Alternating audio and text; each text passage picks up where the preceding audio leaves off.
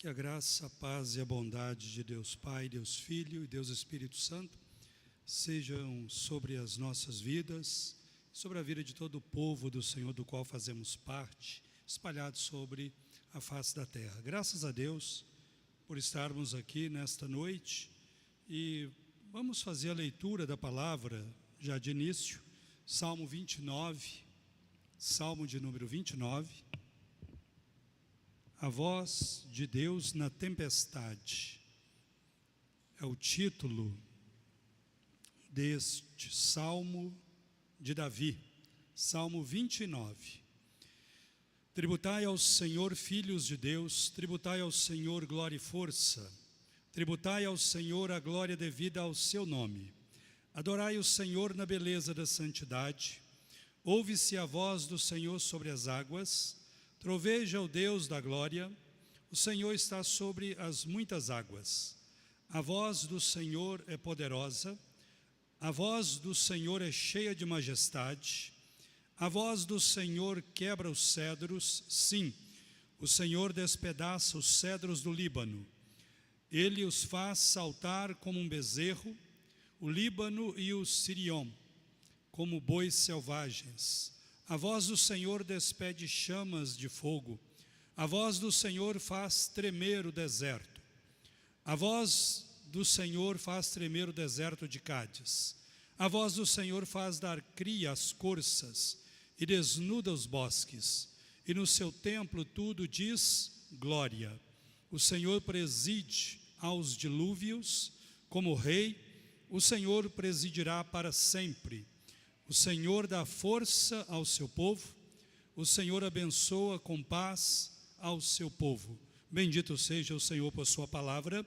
Oremos. Santo Deus, bendito Pai, em cuja presença nós estamos não só agora, mas sempre.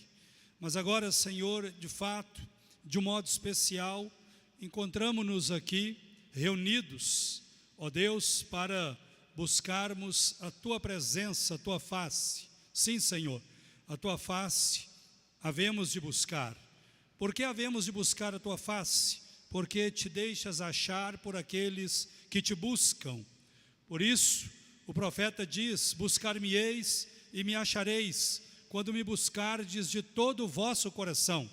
Estamos aqui, ó Deus, com todo o nosso coração, com toda a intencionalidade do nosso ser, com o propósito de buscarmos a Tua face, de buscarmos a Tua gloriosa presença, ó Deus, e estamos a fazê-lo em oração porque a Tua palavra nos manda a que oremos, a que supliquemos, a que busquemos, ó Deus, a Tua face, a que supliquemos a Ti, ó Deus, por auxílio, por ajuda, especialmente em dias de tribulação.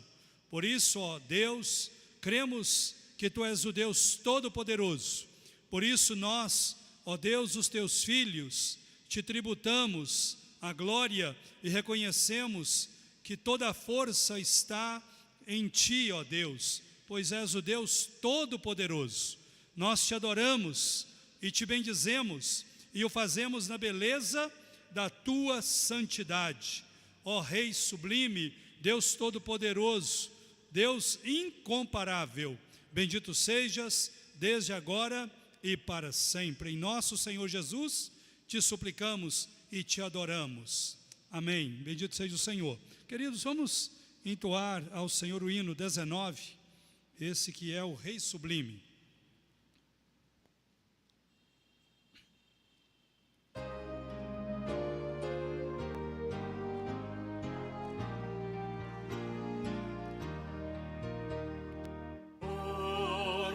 Sublime em majestade e glória, sobre as milícias do celeste além.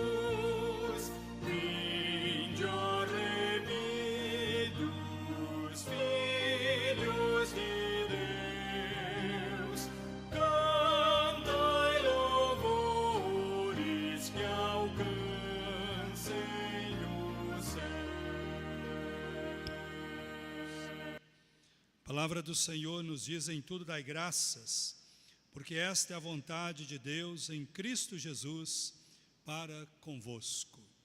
Louvado seja o Senhor por esta palavra. E o apóstolo Paulo, quando escreve esse texto que eu acabei de ler, versículo 18 do capítulo 5 da primeira carta aos Tessalonicenses, o apóstolo Paulo, ele havia saído foragido da cidade de Tessalônica, porque por onde quer que ele fosse, ia um grupo de invejosos judeus ao encalço do apóstolo Paulo. E esses indivíduos eram inimigos da fé e, consequentemente, inimigos do povo de Deus, e não menos diferente, inimigos do apóstolo Paulo.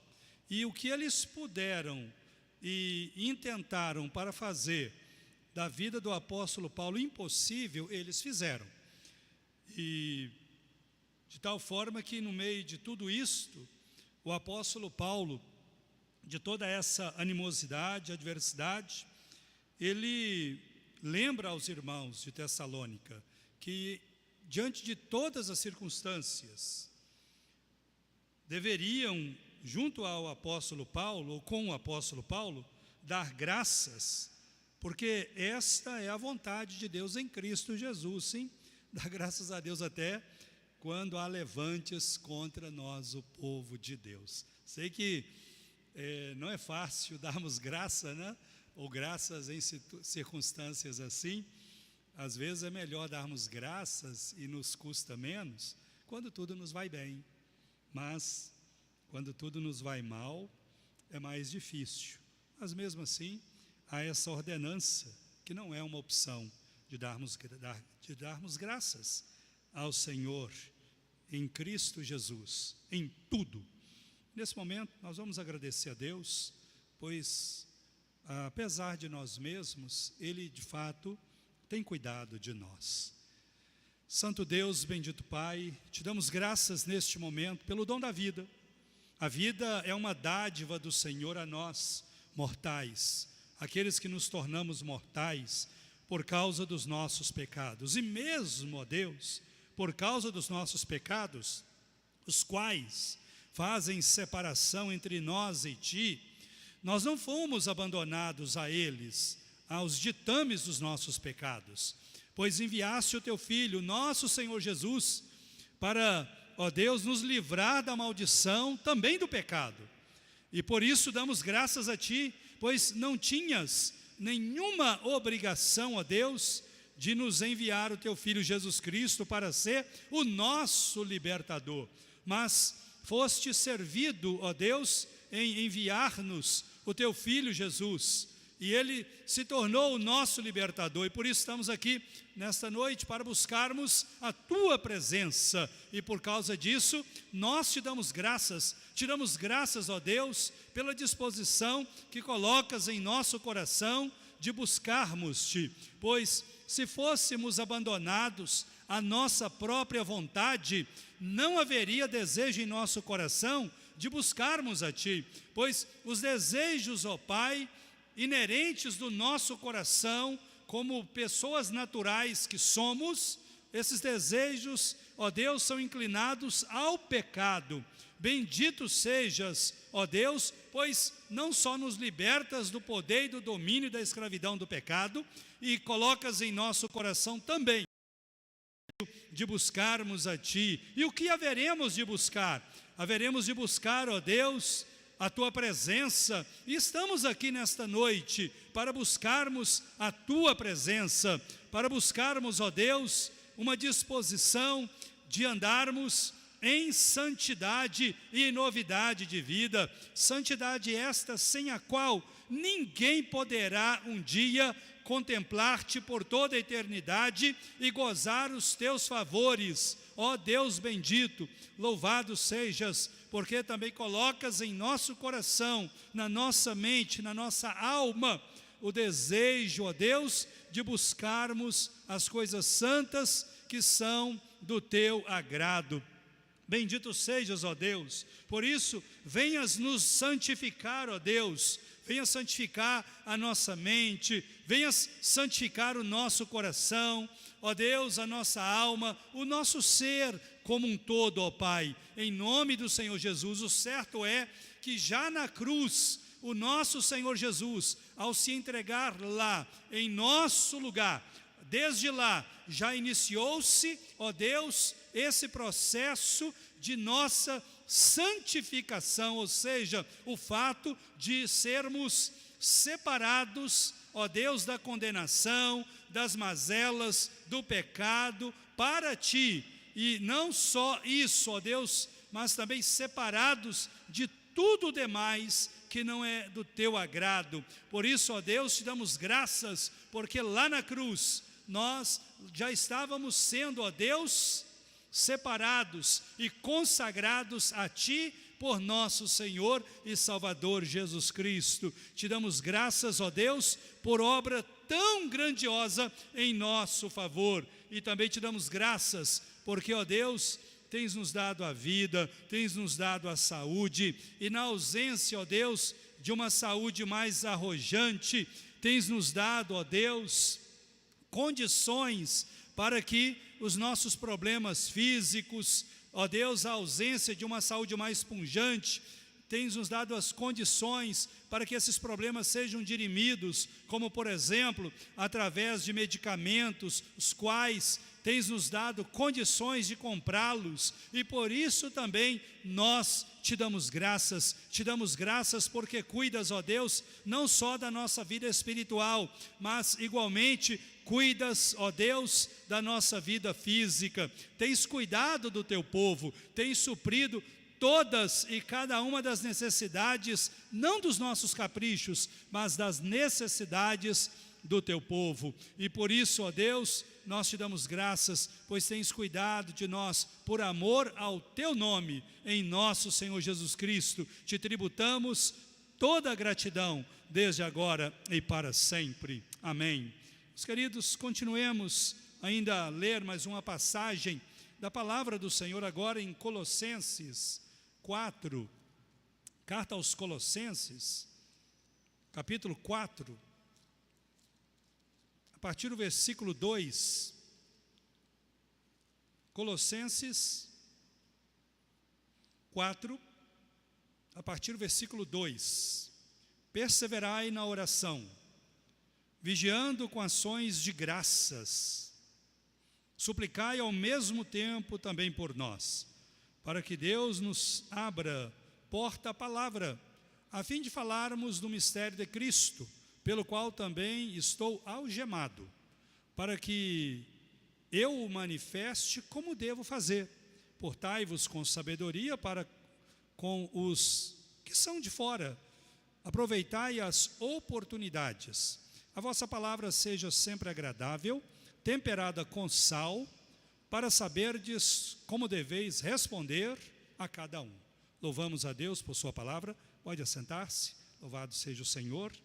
Aqui, esse texto nos encoraja a perseverarmos no caminho da oração. E não só isso, devemos estar atentos também e vigilantes quanto a uma disposição para com as ações de graças.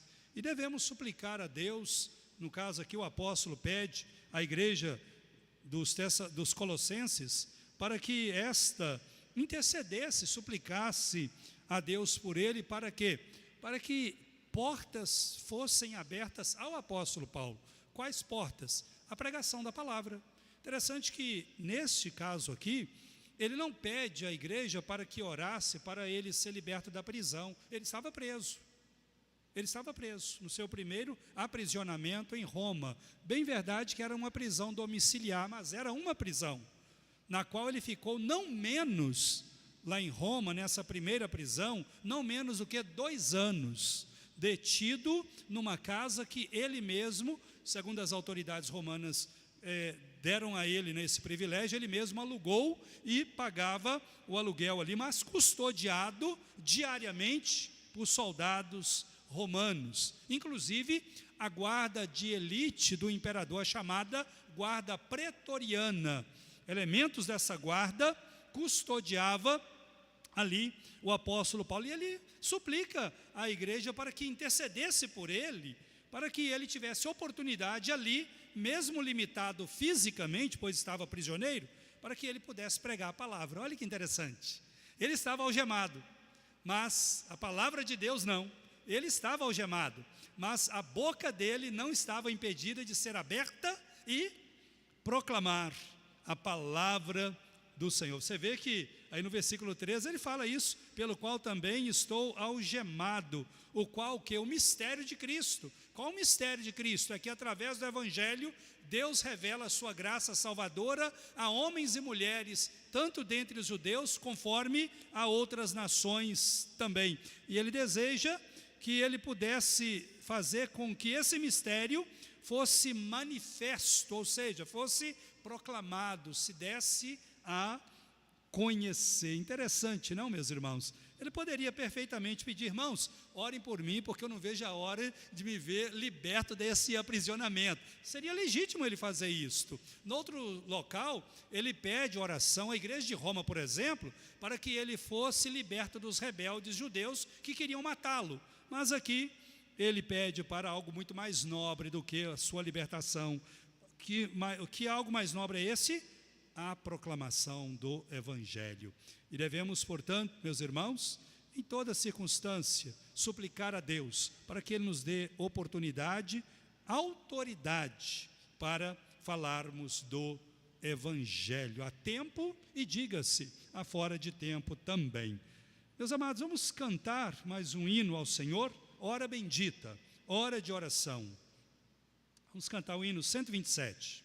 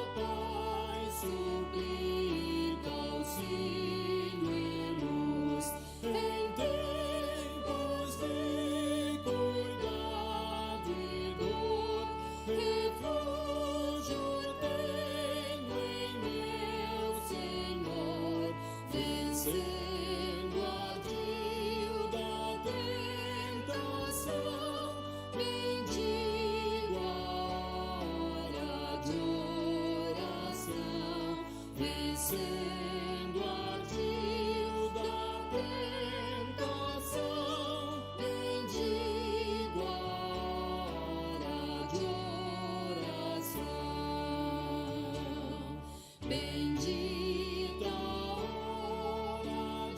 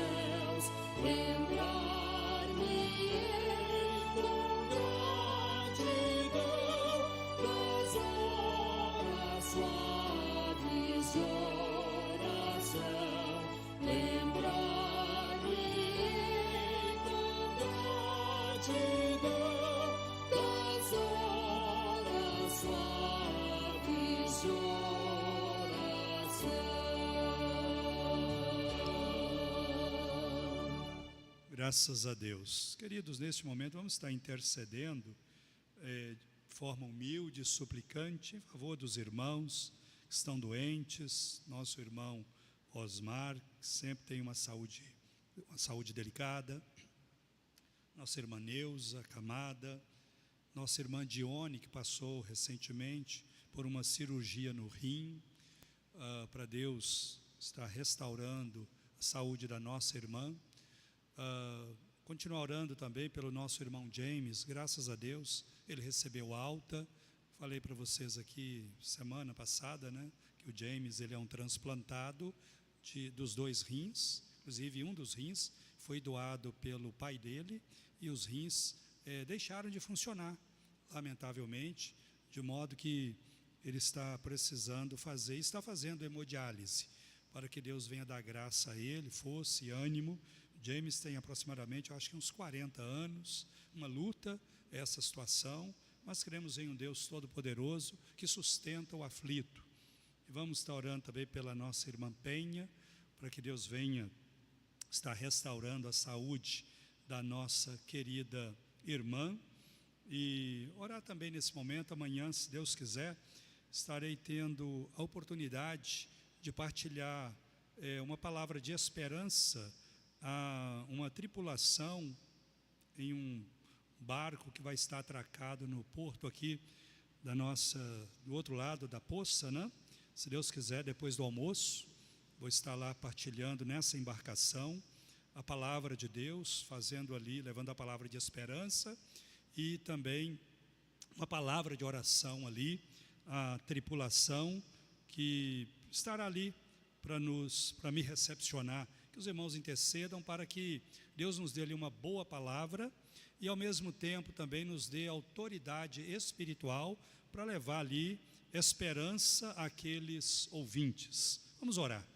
Senhor Deus, bendito Pai, nós te bendizemos e te exaltamos, ó Deus, porque neste mundo, ó Pai, tu cuidas de nós.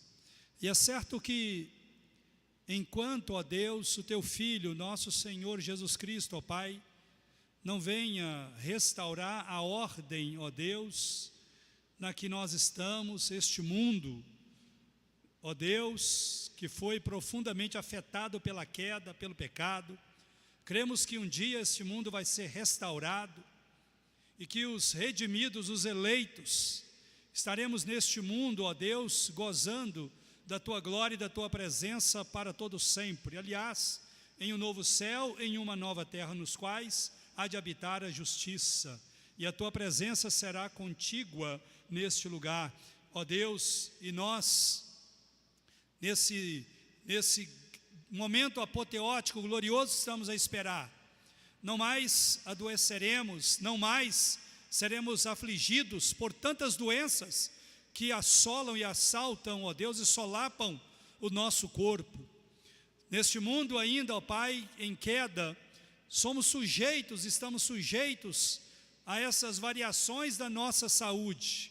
Por isso te rogamos, ó Deus, graça restauradora, graça, ó Deus, libertadora, que venha libertar de doenças, de enfermidades, sejam elas quais forem, a esses irmãos retromencionados, ó Deus, e outros, como a nossa querida irmã Débora também, que tem, ó Deus, seus problemas de saúde, que a Tua graça abundante venha assisti-la e venha assistir a esses demais irmãos nossos, ó Deus, abatidos e surrados por enfermidades que os deixam, ó Deus, não poucas vezes até mesmo prostrados, ó Deus. Rogamos-te, ó Deus, pela nossa irmã Késia, de um modo especial, a Késia Canosa, que está ali internada no dia de ontem, ó Deus, pude ali visitá-la, pude levar uma palavra de esperança para ela e de encorajamento para o marido dela, o reverendo Canosa, que ali estava com ela, ó Deus, naquele leito hospitalar. Ó Deus, a nossa irmã que está ali ainda a aguardar, ó Deus, um fechamento de diagnóstico, ó Pai, diante daquele mal que tem afetado o seu corpo, que é templo do Espírito do Senhor. Venhas agir, ó Deus, ali, através daquela junta médica, através daqueles profissionais, que eles venham, ó Deus, chegar a um diagnóstico preciso, para um tratamento eficaz, ó Deus, aquele ataque, ó Deus, isquêmico, aparentemente transitório, que a nossa irmã, ó Deus, teve e ainda está a sentir, ó Deus, dores e queimação no braço esquerdo, ó Pai, de modo a ter de se submeter, ó Pai, a opioides. Que a Tua graça, ó Deus, venha assistir a essa nossa irmã, que já tem tantos outros problemas de saúde, como a endometriose, ó Deus, que também a deixa não menos prostrada. Mas até aqui, ó Deus, tens cuidado daquela nossa irmã, tens dado a ela vitória, ó Deus. Bendito sejas, ó Pai, venhas cuidar do marido, ó Deus, que tem sido um esteio ali para ela.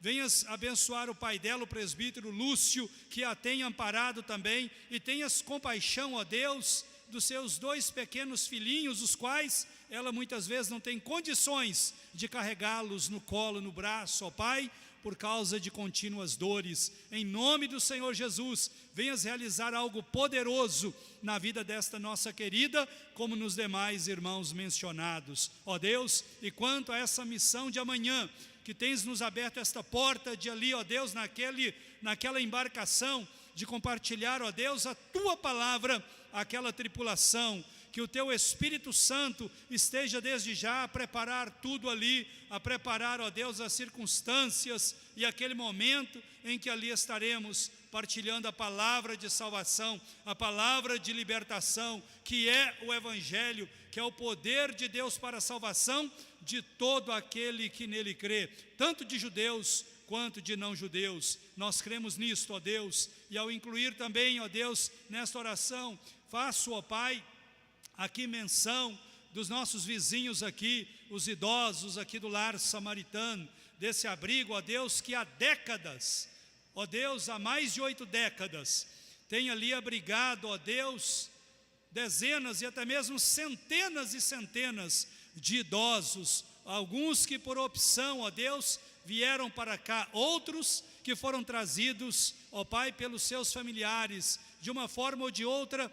Continues a assistir, ó Deus, estes que se encontram aqui no presente momento, com a Tua graça e com o Teu poder, ó Deus, aqueles que, dentre os idosos aqui do lar, que já conhecem o Evangelho, que Tu venhas fortalecê-los, encorajando-os a confiarem na Tua graça e no Teu poder, ó Deus, mesmo limitados pela idade, ó Deus, pelos anos que são-lhes impostos pelas circunstâncias da vida, mas que o Teu poder, ó Deus, seja presente na vida destes, aqueles e aquelas que porventura estão acamados, que o Teu poder, ó Deus, e que a graça bendita do Senhor venha nesse momento assisti-los, ó Pai, ali em seus leitos. Venhas abençoar, ó Pai, aqueles, ó Pai, funcionários que servem a esses idosos, desde os cuidadores, aos auxiliares, aos técnicos de enfermagem e a outros da área da saúde, ó Deus, também ali as cozinheiras, ó Pai, e aqueles que administram também essa casa aqui de idosos, este lar, que Tu venhas assisti-los em tudo, ó Deus, e venhas suprir todas as necessidades desse abrigo, de modo que não falte nada, ó Pai, nem para os idosos e nem para os funcionários. Por amor a nosso Senhor Jesus Cristo, rogamos-Te estas e outras tantas bênçãos. Amém. Louvado seja o Senhor. Queridos, vamos cantar mais um hino, e este hino, faremos dele uma súplica para o ato preparatório, para recebermos o ensino doutrinário desta noite. O hino 100 e 19. Vamos cantar ao Senhor este hino.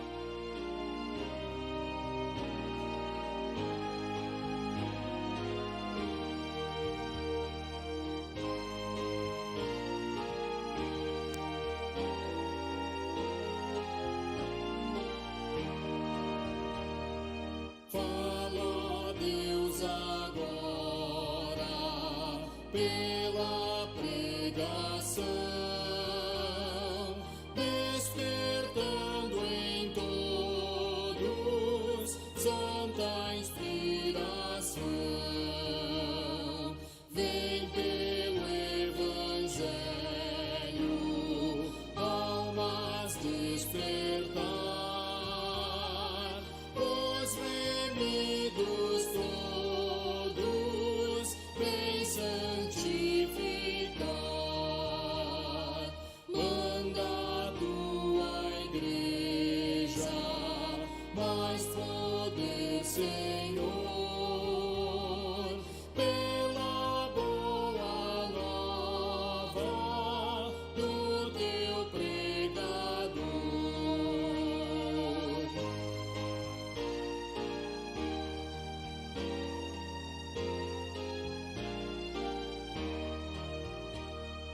Torna instrumento da verdade e luz, no amor e graça que vem de Jesus. Amém. Amados, abramos a palavra do Senhor na carta aos Gálatas, capítulo 3. Carta aos Gálatas, capítulo 3. Vou usar este texto, parte dele, para a nossa reflexão nesta noite, embora eu não estarei expondo cada detalhe deste texto, como normalmente faço aos domingos, mas ele vai ser como base para o nosso estudo doravante. Gálatas 3, a partir do versículo 6. É o caso de Abraão, que creu em Deus, e isso lhe foi imputado para a justiça. Sabei, pois, que os da fé é que são filhos de Abraão. Ora, tendo a Escritura previsto que Deus justificaria pela fé os gentios, pronunciou o Evangelho a Abraão: em ti serão abençoados todos os povos. De modo que os da fé são abençoados com o crente Abraão. Todos quantos, pois, são das obras da lei, estão debaixo de maldição. Porque está escrito: maldito todo aquele que não permanece em todas as coisas escritas no livro da lei, para praticá-las. E é evidente que, pela lei, ninguém é justificado ou aceito diante de Deus, porque o justo viverá pela fé. Ora, a lei não procede de fé, mas aquele que observar os seus preceitos, por eles viverá. Cristo nos resgatou da maldição da lei, fazendo-se Ele próprio maldição em nosso lugar, porque está escrito: maldito todo aquele que for pendurado em madeiro, para que a bênção de Abraão chegasse aos gentios em Jesus Cristo, a fim de que recebêssemos pela fé o Espírito prometido. Amém. Podem assentar-se, queridos, por favor.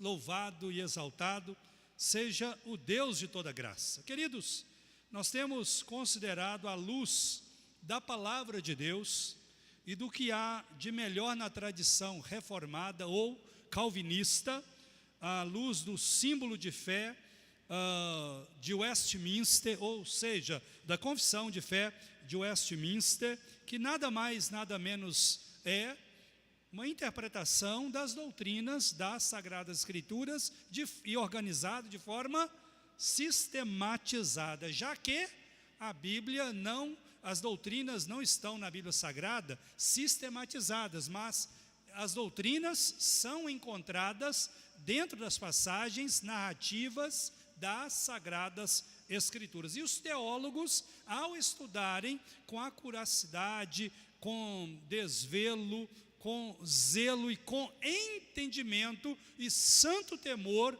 a Deus e iluminados pelo Espírito Santo de Deus, os bons teólogos, eles encontram, nós que também sou teólogo, encontramos as doutrinas dentro das narrativas e expomos essas doutrinas como estão na palavra de Deus à igreja, como ora estou a fazê-lo, para quê? Para nossa instrução, para nossa edificação e, portanto, para o bem espiritual da vida da igreja. E tenho, portanto, considerado com vocês sobre a doutrina do pacto ou da aliança de Deus com o seu povo. E fiz referência na quinta passada, que lá no Éden, conforme está implícito em Gênesis, capítulo 2, uma aliança que Deus faz com o primeiro casal, isto é, com Adão e Eva lá no Éden. E essa aliança que está implícita ali, em Gênesis 2, e ela repercute no restante da Escritura, nós a chamamos de aliança ou pacto das obras, ou aliança da vida, ou aliança ou pacto da criação. E quais eram os termos dessa aliança? Na verdade, qual era o termo? A base, a obediência. A obediência. Deus coloca o casal ali, só relembrando os irmãos que aqui estiveram, Deus coloca o casal lá no jardim e colocou todas aquelas bênçãos de alimentos, de frutos comestíveis, para que o casal pudesse desses frutos lançar mão e alimentar-se deles. Mas Deus colocou ali no jardim uma árvore cujos frutos não sabemos quais eram, se macieira, se uma pereira, se uma laranjeira, uma jaqueira, até mesmo uma amoreira. Não sabemos qual era a qualidade ou tipo daqueles frutos. A tradição diz que era maçã. Lá em Gênesis não está nada relacionado a maçã, não há nenhuma referência. Diz que era o fruto da ciência, do conhecimento do bem e do mal. Poderia ser um pé de amora. Poderia. Poderia ser um pé de framboesa, por que não? De pitanga, por que não? Enfim, o fruto não importa, o que importa é que Deus deu uma ordem tácita, clara, de tudo que está aqui vocês podem comer, menos do fruto daquela árvore. Esta foi a ordem. Saibam que, se não comerem e obedecerem, vocês viverão, e a prole, a descendência de vocês, viverá junto com vocês para sempre. Mas saibam, essa foi a advertência, que no dia que do fruto desta árvore vocês comerem, certamente morrerão. E, evidentemente, os efeitos daquela rebelião passariam para a descendência ou para os descendentes daquele casal. E o que aconteceu? O casal obedeceu a ordem? Não. O casal transgrediu a ordem de Deus. E por isso o casal foi o quê? Expulso lá do jardim.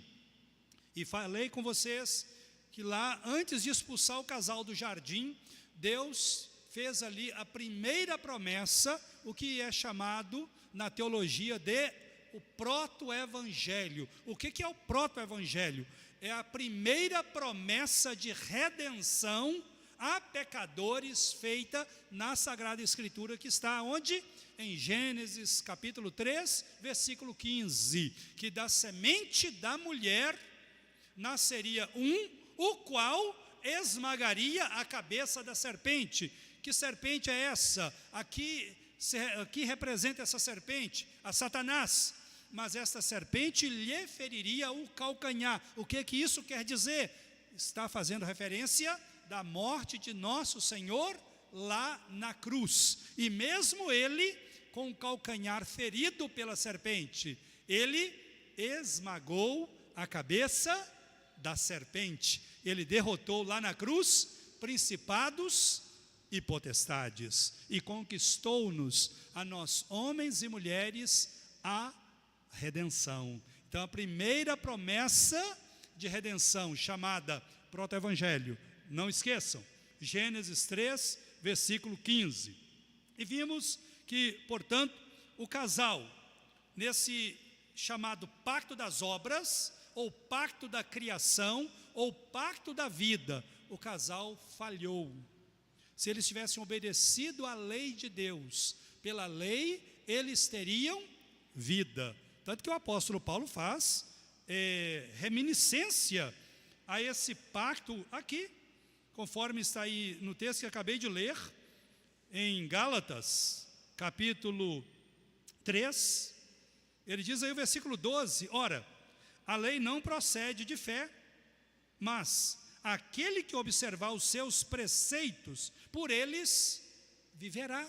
Se o casal houvesse obedecido os preceitos, ele e os seus descendentes teriam vivido para sempre, uma vida agradável ao Senhor. No entanto, eles não foram capazes de guardar a lei de Deus. Por quê? Porque havia alguma imperfeição neles? Não, Deus os criou perfeitos. Lembremos-nos, eles usaram da liberdade da vontade que Deus deu a eles, que normalmente em filosofia chama-se de livre-arbítrio. O que é livre-arbítrio? Livre-arbítrio é a liberdade da vontade, liberdade plena, meus irmãos. Isto é, uma liberdade em que o ser humano tem plena condição de andar em perfeita obediência. Esse casal na origem tinha essa plena condição. No entanto, ao cair dessa condição, nenhum ser humano nascido como descendente desse casal ordinariamente tem a condição de viver uma vida perfeita. Ninguém tem condição. Por isso que nesse sentido, ninguém tem livre-arbítrio. Vou repetir. Ninguém tem hoje o livre-arbítrio no sentido que tinha Adão e Eva lá no jardim, antes da entrada do pecado na humanidade. Porque lá no jardim, antes do pecado entrar, eles foram capacitados por Deus para obedecerem perfeitamente a Deus. No entanto, eles usaram aquela liberdade perfeita, não para a obediência perfeita, mas para a rebelião. E ao ter aquele casal se rebelado contra Deus, a imperfeição passou a fazer parte da humanidade. Dali em diante, a humanidade, meus irmãos, sem exceção, todo indivíduo neste mundo, quando nasce, já nasce espiritualmente falando, em rebelião contra Deus. E nesse sentido, preste atenção aqui por favor, e nesse sentido, ninguém tem livre-arbítrio. Agora, se você quiser usar esse termo de livre-arbítrio para, hoje eu escolhi estar aqui na igreja, não em outro lugar. Nesse sentido, você fez uma escolha livre. A roupa que você está usando, ninguém obrigou você a usar essa roupa, obrigou? Você foi lá livremente no seu guarda-roupa, dentre algumas opções que vocês tinham, e escolheram a roupa que vocês estão usando. Então, nesse sentido, nós o fizemos livremente, mas nós não temos, meus queridos, a mesma liberdade para escolhermos a Cristo. Quanto a esse ponto, está claro? Não temos a mesma liberdade para escolhermos Cristo. Por isso, Cristo veio a este mundo, e aí o estudo da quinta passada eu parei neste ponto, que o pacto das obras, o homem o quebrou, Deus agora envia o seu Filho a este mundo, na condição humana. descendente de Eva, mas só que Jesus, o nosso Senhor, ele não nasceu de forma ordinária, como vocês e eu nascemos. O nascimento dele foi algo extraordinário, o que é chamado em teologia de nascimento virginal. Ou seja, Cristo foi concebido por obra do Espírito Santo. Essa é uma doutrina cardeal, é uma doutrina central da fé cristã, histórica e ortodoxa. E, portanto, Cristo, ao ser concebido, meus irmãos, pela ação do Espírito Santo, na instrumentalização da Virgem Maria, ele nasceu perfeito e, portanto, sem pecado. Logo, tendo ele nascido perfeito e sem pecado, ele foi, meus irmãos, habilitado a cumprir o pacto das obras, e onde Adão falhou, Cristo não falhou. Cristo obedeceu perfeitamente a lei de Deus. E por ele haver obedecido a lei de Deus, ele foi, digamos assim, uma linguagem humana, não tenho outra melhor no momento, ele foi habilitado para ser o elo entre nós e o Deus Santo. Ele, através da sua vida perfeita e da sua obediência perfeita, ele deu a sua vida lá na cruz, fazendo-se, conforme a Escritura diz, entre outros textos, conforme lemos ora há pouco aqui em Gálatas 3, ele se fez o que? Maldição.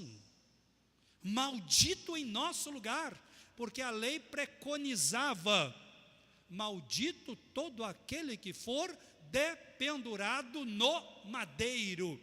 E Jesus Cristo, sendo desde toda a eternidade o bendito Filho de Deus Pai, ele na cruz se fez maldito em nosso lugar.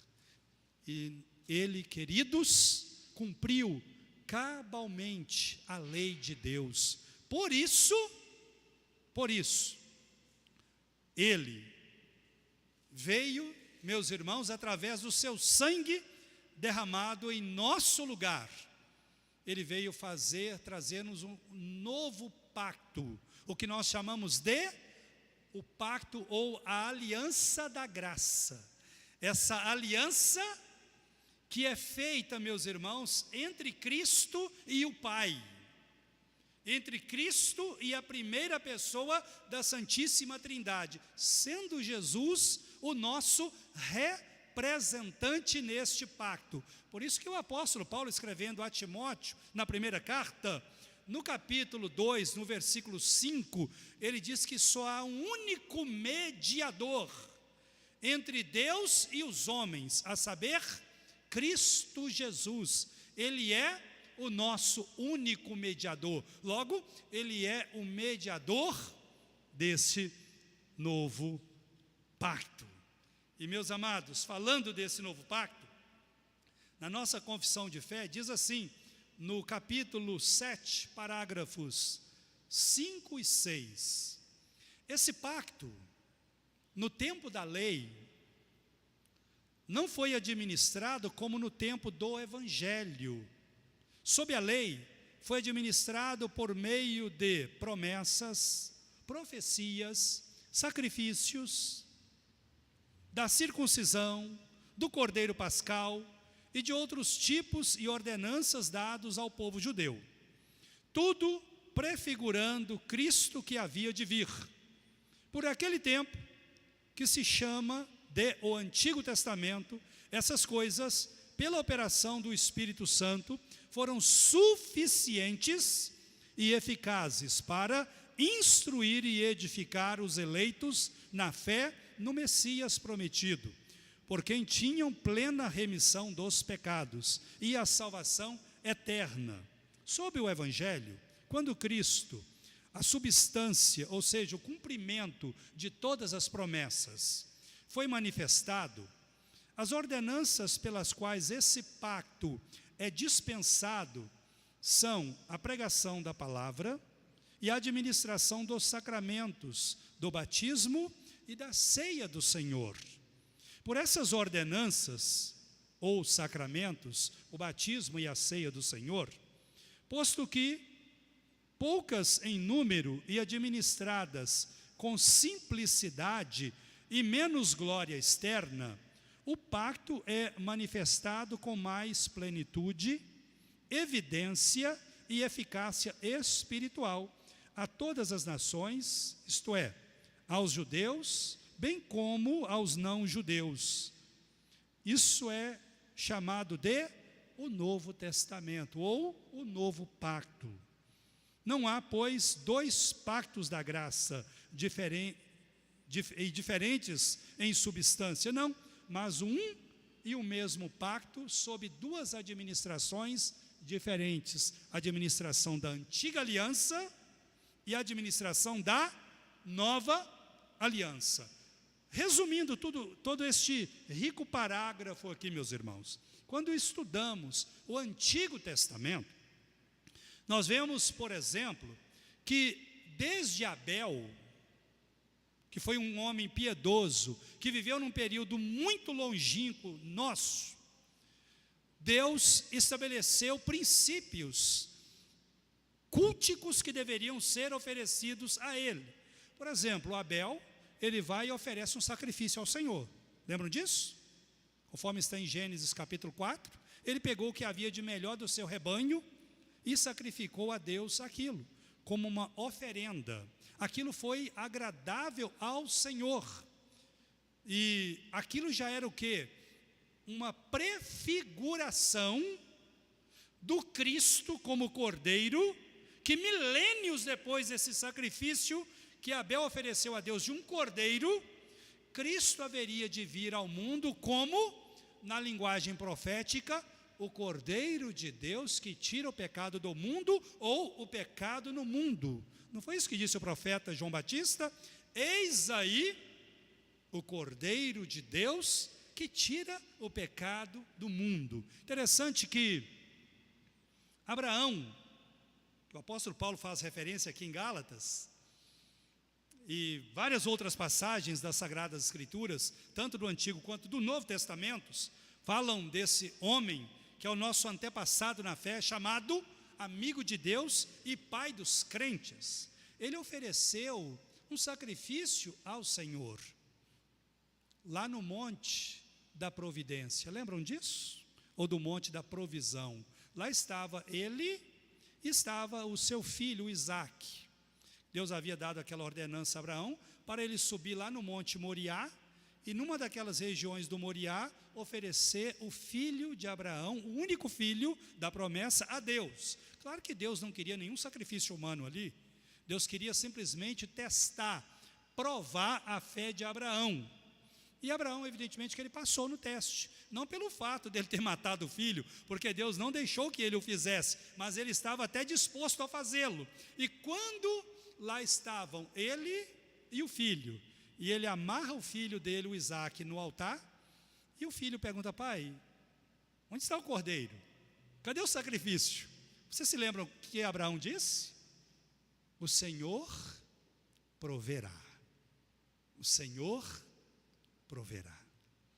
E de pronto, houve uma ação poderosa de Deus, e lá estava um carneiro, cujos chifres estavam envoltos em um emaranhado ali no monte.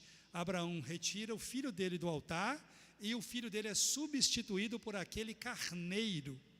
E Abraão imola, mata aquele carneiro e o oferece ao Senhor. E Deus se agradou daquilo. Vejam, aquilo já era uma prefiguração, insisto neste ponto, do sacrifício de Cristo, que aconteceria cerca de 2 milênios após Abraão ter feito este sacrifício lá no monte, meus irmãos. Por isso nós dizemos, meus amados, que Deus é um Deus de promessas.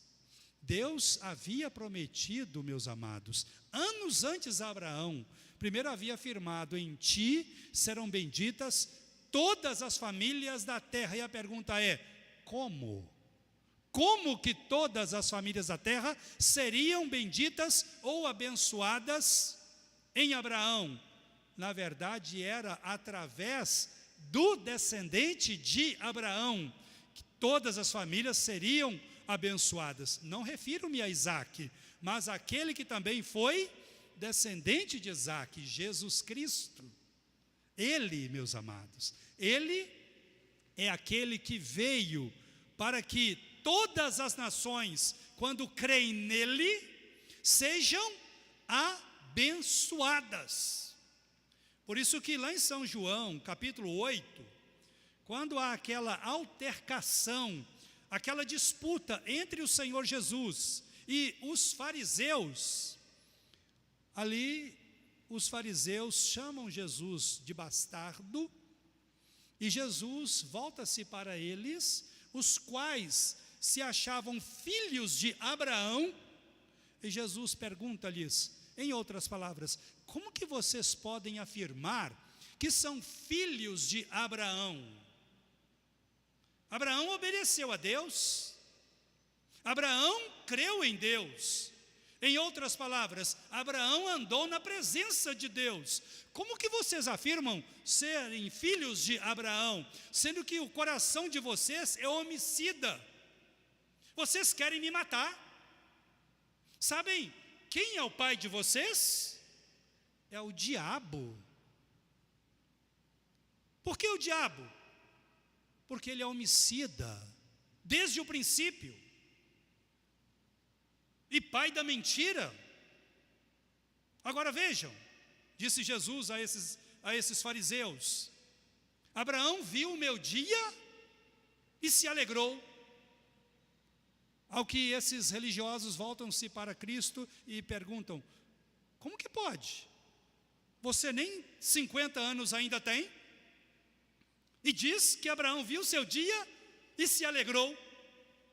E ali Jesus diz a eles, ego eimi, eu sou. Quando ele diz eu sou, que na língua do Novo Testamento é ego eimi, é a mesma expressão em hebraico, o equivalente ao hebraico, que aparece lá em Êxodo capítulo 3, versículo 14, quando Moisés, servo de Deus, pergunta a Deus, Senhor, quando eu chegar lá no Egito, e me perguntarem, quem me enviou? Eu vou dizer o quê? Diga que eu sou o enviou. Eu sou o que sou, eu serei o que serei. E é interessante que o Senhor Jesus usa essa mesma expressão, a saber, o nome pessoal de Deus, que aparece reiteradas vezes no Antigo Testamento, e todas as vezes que esse nome pessoal de Deus, que no português às vezes é traduzido como Javé, Jeová, entre outros termos equivalentes, refere-se o quê? Ao nome pessoal de Deus, o Deus do pacto, o Deus da aliança, o Deus que jurou por Ele mesmo que formaria um povo, meus irmãos. E lá no Antigo Testamento, Deus se revela através e se manifesta através dos patriarcas, fazendo promessas aos patriarcas e aos seus descendentes. Deus deu àquele povo os profetas. Deus deu àquele povo, o que mais? A Páscoa, antes da Páscoa, a circuncisão. Páscoa e circuncisão, circuncisão e Páscoa eram como os dois sacramentos através dos quais Deus comunicava bênçãos e demonstrava que estava aliançado ou pactuado com o seu povo lá na antiga aliança. E por isso, irmãos, aquele povo lá na antiga aliança, aquele povo não foi salvo através do sangue de touro, através de sangue de bezerro, de um carneiro, de um cabrito. Não, o sangue desses animais não salvava ninguém, mas apontava para o sacrifício de Jesus Cristo que haveria de vir. Então a fé daquele povo não estava no sacrifício desses animais, mas no Messias que haveria de vir, porque há muitas e muitas promessas que foram feitas aos patriarcas, e aqueles, Deus deu o que mais? Deus deu o tabernáculo, deu o templo, todos aqueles utensílios que estavam no tabernáculo, que depois foram transpostos ao templo, prefiguravam algum aspecto da obra de nosso Senhor Jesus Cristo, ou apontavam para a obra perfeita que haveria de ser realizada onde? Lá na cruz do Calvário. Por isso que o escritor aos Hebreus, capítulo 11, quando ele escreve sobre os nossos antepassados na fé, que viveram lá na antiga aliança, a partir de Abel, vai dizer que todos eles morreram na esperança da promessa. Mas esta promessa, ela se cumpre em quem? Em Cristo Jesus, em que pessoas que viveram lá na antiga aliança, que ouviram a anunciação da lei e das promessas através da lei, que observaram aqueles sacrifícios, todos aqueles rituais, ano após ano, dias após dias, lá no tabernáculo e depois no templo, eles olhavam para o futuro, a um Messias que estava adiante deles por vir a este mundo. Agora, olhem que coisa maravilhosa, meus irmãos. Nós hoje, diferentemente dos nossos antepassados, lá na antiga aliança, nós olhamos para o passado, eles para o futuro, nós para o passado, isto é, ambos olhamos para a centralidade da cruz de Cristo, porque Cristo veio salvar o povo de Deus, povo este que uma parte dele viveu na antiga aliança, e a outra parte do mesmo povo, da nova aliança, feita no sangue de Cristo para cá. Então Deus, Ele não tem dois pactos da graça, Ele tem um único pacto da graça, como também Ele não tem dois povos, judeus e as nações, mas de judeus e as nações, que creem no Senhor Jesus, Ele forma um único povo, a saber, a igreja dos lavados e remidos no sangue do Senhor Jesus Cristo. Agora vejam, certamente foi maravilhoso ter vivido naquele período da antiga aliança. Imaginem vocês, quando o profeta e legislador, aquele homem de Deus Moisés, quando ele desce lá do monte Sinai, tendo em suas mãos as tábuas da lei, lá embaixo estava no arraial o povo da aliança, o povo de Deus, esperando Moisés, que já estava lá no cimo daquela montanha, não menos do que 40 dias lá, meus irmãos. Após 40 dias desce ele. E como estava o rosto de Moisés? Como estava quando ele desce lá do monte?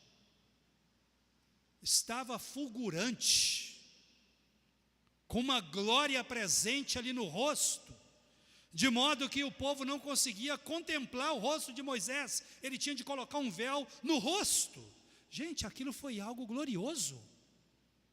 Imaginem, o monte, aquele monte, ele ficou, no período que Moisés lá em cima estava, o monte ficou eletrizante, literalmente, de modo que ninguém, nem animais, podia aproximar-se daquele monte, à exceção de Moisés, que lá em cima estava. Gente, aquilo foi maravilhoso. Foi maravilhoso. Imaginem aquele povo transeunte, peregrinando naquele deserto, conforme o apóstolo Paulo sintetiza parte disso na sua primeira carta aos Coríntios, capítulo 10. Aquele povo estava peregrinando pelo deserto e não menos do que 40 anos lá esteve. Em nenhum dia faltou pão para aquele povo. Deus enviava uma espécie de pão com sabor de mel, que é chamado de maná. E aquele povo comia aquilo todos os dias. Era o que Deus enviou para eles, todos os dias. Só cessou o maná quando? Quando o povo deixou de ser peregrino e adentrou a Canaã, a terra da promessa. Assim que eles pisaram em Canaã, aquele maná, aquele pão do céu, deixou Deus de enviá-los. Agora aquele pão, ele prefigurava o quê? O que simbolizava aquele maná? A quem o maná apontava? Segundo o discurso do Senhor Jesus, narrado por São João, não no capítulo 8, ora referido, mas no capítulo 6, quando o Senhor Jesus multiplica pães e peixes, aquela multidão faminta, ele diz: o pai de vocês comeram maná no deserto e pereceram. Mas ele vai dizer: eu sou egoimi, eu sou o pão da vida, aquele que comer de mim, ali é claro, é prefiguradamente, espiritualmente falando, ou seja, aquele que experimentar da minha graça, da minha aliança, das minhas verdadeiras promessas, terá vida em si mesmo e não morrerá eternamente, meus irmãos. Então aquele maná simbolizava o que? Ou a quem? A Cristo, o sacrifício dele. Aquilo foi maravilhoso, aqueles 40 anos, aquele povo comendo aquele tipo de pão.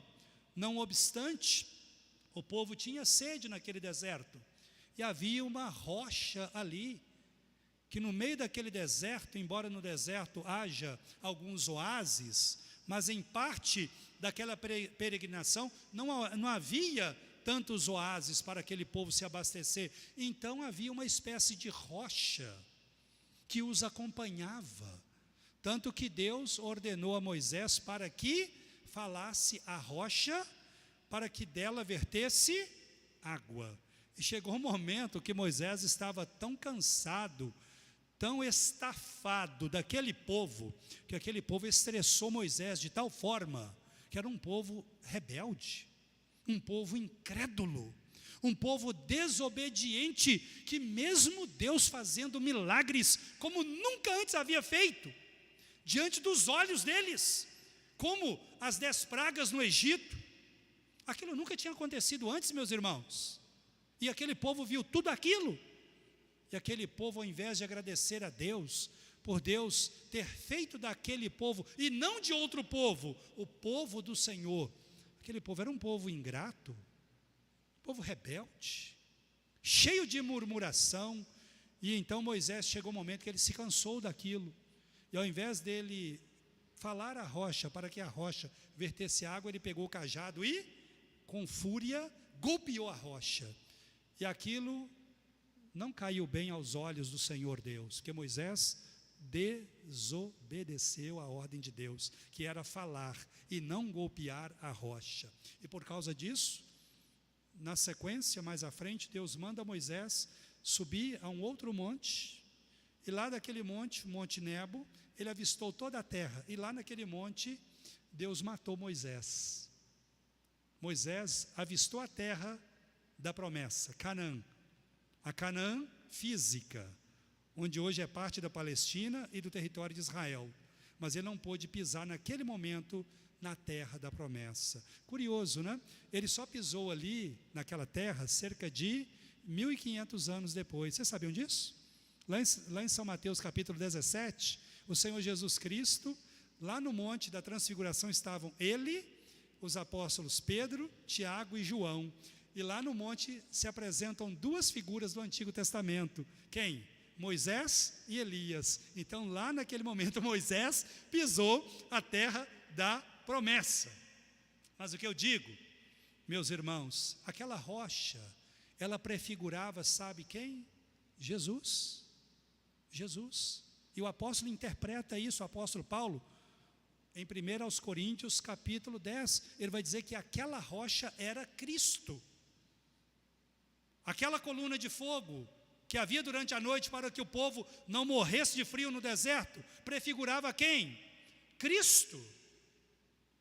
A nuvem durante o dia, para que eles não fossem consumidos naquele sol escaldante no deserto, porque o deserto naquela região tem extremos, durante o dia um calor terrível, e à noite um frio insuportável. Então durante o dia, lá estava uma nuvem, à noite colunas de fogo. Aquilo apontava para o quê, meus irmãos? Para Cristo, para a presença do Senhor no meio do seu povo.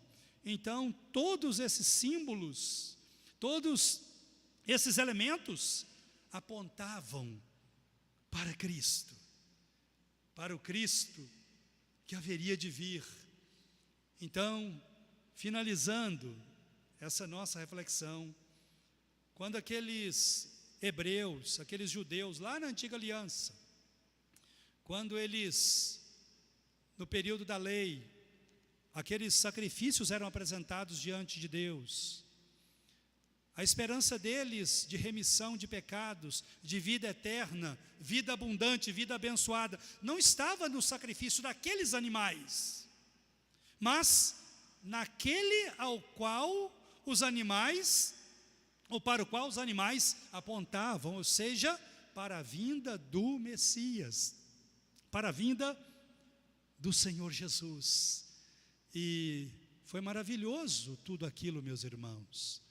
Foi maravilhoso quando olhamos na antiga aliança, aquelas assembleias solenes do povo de Deus, quando o povo, por exemplo, quando o templo foi construído por Salomão, lá no Monte Sião, aquelas caravanas de adoradores, homens, mulheres, crianças, de idosos a pequeninos, o povo da promessa, afluía aquele povo de diversos rincões daquela terra, para quê? Para adorarem o Deus do pacto, para adorarem o Deus da aliança, para adorarem o Deus que faz promessas ao seu povo, de que aquele povo era povo de Deus, de que Deus era o Deus deles, de que aqueles que criam eram filhos e filhas de Deus, e portanto Deus dignou-se fazer-se pai daqueles crentes lá no Antigo Testamento, e portanto todos eles tinham uma esperança em comum, aqueles que eram crentes verdadeiros, isto é, a vinda do Messias, a vinda de Jesus Cristo, o Salvador, o Redentor ungido. É isso que significa Jesus Cristo, o Salvador, ou o Libertador, ou o Redentor ungido. E no tempo certo, meus irmãos, no momento certo, quando todo mundo de então estava preparado pelo próprio Deus, diz a palavra de Deus que na plenitude dos tempos, Gálatas capítulo 4, Deus enviou o seu Filho, nascido de mulher, sob o poder da lei, para libertar aqueles que estavam debaixo da maldição e da escravidão da lei. E Deus enviou seu Filho, amados, não somente para nos libertar, como que de fato Ele fez. E em todo lugar onde o Evangelho é anunciado e crido, ali Deus chama homens e mulheres, para que estes passem a fazer parte do povo aliançado com Ele, o Deus Pai, através de Jesus Cristo. E essa aliança foi, meus irmãos, homologada, confirmada, selada, através do quê? Do sangue que Ele derramou lá na cruz, em nosso favor. Bendito seja o Senhor. Por isso que, voltando e terminando com o texto que eu li anteriormente, Gálatas capítulo 3, diz aí o versículo 14, para que a bênção de Abraão chegasse não só aos judeus, chegasse não somente essa bênção aos descendentes consanguíneos de Abraão, mas para que essas bênçãos chegassem aos gentios e em Jesus Cristo, a fim de que recebêssemos, vejam, não pela lei, mas pela fé. Recebêssemos o que, irmãos? O Espírito prometido. O Espírito prometido. Espírito este que já havia sido preconizado, profetizado, conforme está em Ezequiel capítulo 36, versículo de número 24. O profeta ali profetizando promessas aos exilados lá na Babilônia. Diz a palavra do Senhor Deus que Deus haveria de lhes dar um novo coração e um novo espírito. Um novo coração, ou seja, um coração regenerado, no lugar de um coração incrédulo e petrificado, endurecido pelo pecado. Em lugar de um espírito morto, Deus haveria de dar um espírito vivo, o Espírito Santo, ao seu povo, meus irmãos. Bendito seja Deus, que Deus nos envia o Redentor, Cristo. E Cristo e o Pai nos enviam o Espírito Santo da promessa. E esse Espírito, meus irmãos, que está e estará com o povo de Deus até o fim do mundo. Por isso que o Senhor Jesus Cristo, dizendo aos apóstolos, e é a palavra dele para nós: foi-me dado todo o poder nos céus e na terra. São Mateus capítulo 28, versículo 18. E no versículo 19 e 20 diz mais: ide, portanto, fazei discípulos de todas as nações, batizando-as em nome do Pai, e do Filho, e do Espírito Santo, ensinando-os a guardar todas as coisas que vos tenho ordenado. Vejam a promessa: eis que estarei convosco, com vocês, todos os dias. Até quando? Até a consumação dos séculos. E nós, portanto, somos o povo da aliança, o povo do pacto. Temos essas promessas, meus irmãos, da parte do Deus Pai, Filho e Espírito Santo. A Trindade Santa bendita, honra, glória, louvor e adoração pelos séculos sem fim. Meus queridos, vamos cantar? Último hino por hora, em seguida vou estar orando, impetrando a bênção e terminando esse nosso encontro aqui nesta noite. Cantemos ao Senhor o hino 146.